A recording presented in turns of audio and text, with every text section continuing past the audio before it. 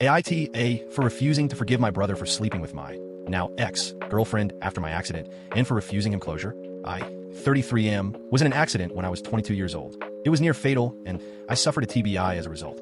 I had been dating Jessie, 33F, for 5.5 years at that point, and she was at the hospital with my family, including my older brother Cameron, 35M. Soon after the accident, Jessie found out she was pregnant and terminated with Cameron's help in a while after they started having an affair. My sister caught them, and she forced them to tell me when I recovered enough. Jessie confessed eventually, but she acted like we were going to work through it. I made it clear it would never happen, and I told her I never wanted to see her again, and I wouldn't be going back to our place ever again. Cameron tried to shame me for that, but I kicked him out and refused to see him. Our sister let him know he was dead to me, and I'd never forgive him for it. For a while, he let me work on recovery, but he tried to make amends or whatever.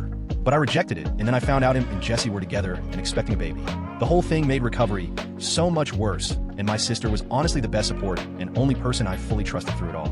My parents wanted me to work things out with Cameron and Jessie. They wanted us to be a family, and I just couldn't deal with them trying to force me into that after the way I'd been treated. My sister had to be my advocate at times when I couldn't do it myself. I'm back to normal now, but had a health scare last year in the run-up to my wedding. It was stress-related. Cameron found out the health scare in April, and he asked our sister for my contact details. She refused to give them, so he started showing up at her house until he caught me and my wife there. He was demanding answers about why nobody let him know sooner about the health scare and why I wouldn't let her share my details. He said we needed to put this to bed once and for all and get closure. I told him I needed no closure, and because he was digging in his heels, I decided to tell him to fuck off one more time for good measure.